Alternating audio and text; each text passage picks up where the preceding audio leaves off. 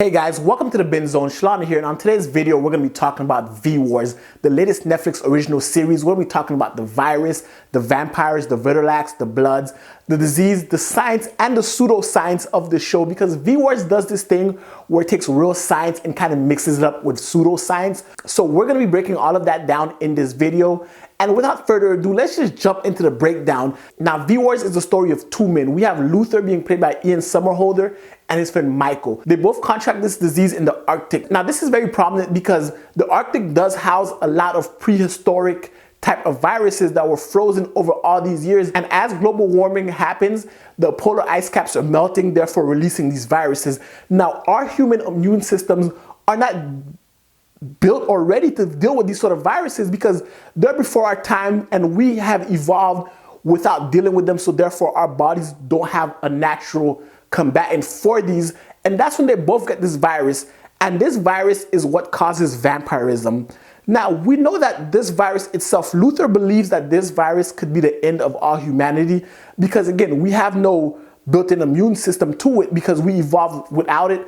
And this was never released in our atmosphere. Therefore, human beings that evolved from the Ice Age never had to deal with these deadly vampiric viruses.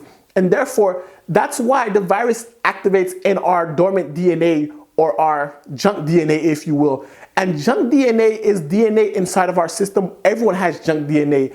And that's just stuff that's there. There's really no purpose, or we know no purpose for them. So it's just kind of dormant within every human being. And this virus attacks that, and it manifests in a certain way using prions. Now, prions are a very real thing. That's one of the few things that this show does that actually uses real science. Now, prions are these sort of proteins that kind of fold. They're folding proteins. So therefore, in our own body systems, we all have prions. We all are exposed to prions. Now, this specific virus latches onto a specific type of DNA that we all have. And the show has coined it the predator gene. And that is what is causing this vampiric transformation in Michael. However, because Luther also received the same virus, he doesn't have the predator gene. So some people are predisposed to the predator gene while others are not. And that dictates who turns into a vampire and who does not. That could also dictate who turns into a vertilax. And we're going to get into vertilax real soon because I feel like vertilax are the next evolutionary step in the vampire or human evolution of vampirism, if that's a thing. Now, for those who have the predator gene, once you're infected by this, once this virus comes into you, you transform into a vampire. You get faster, stronger, you get healing abilities. Your DNA kind of changes, and therefore your very metabolism changes because now you can metabolize human blood as opposed to other types of blood. Because the show makes a very clear distinction that human blood is different than the other type of bloods, and that could be also linked to the evolutionary chain of the human being. Also, those who don't have the predator gene, like Luther, they just tend to get sick. And so instead of transforming into a vampire of blood or a vertilax, they just get sick and get better. And then now, an interesting thing that this show does is that it shows that certain people are just immune to it. Because at first we see that Luther did not have the predator gene, so he therefore doesn't become a vertilax or a blood or any type of vampire.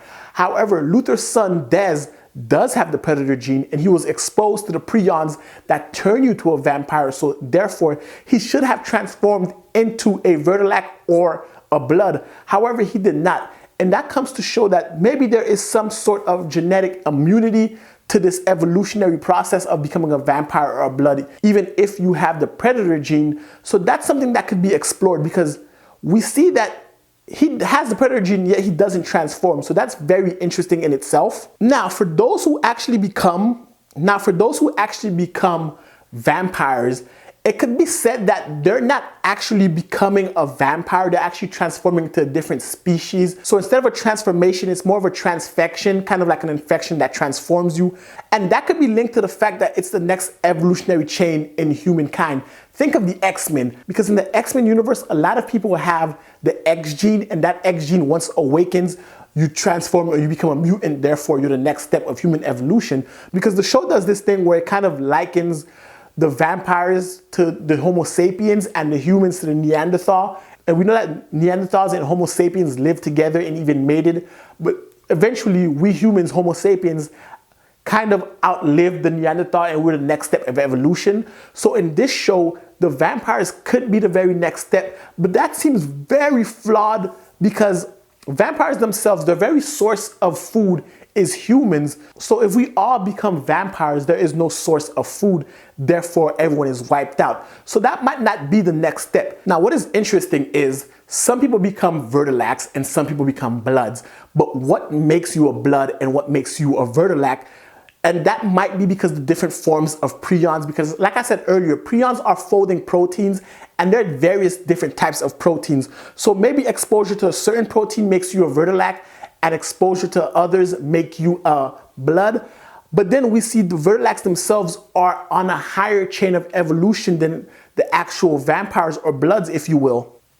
And that's where natural selection or evolution comes in, because Luther called the vertilacs apex predators.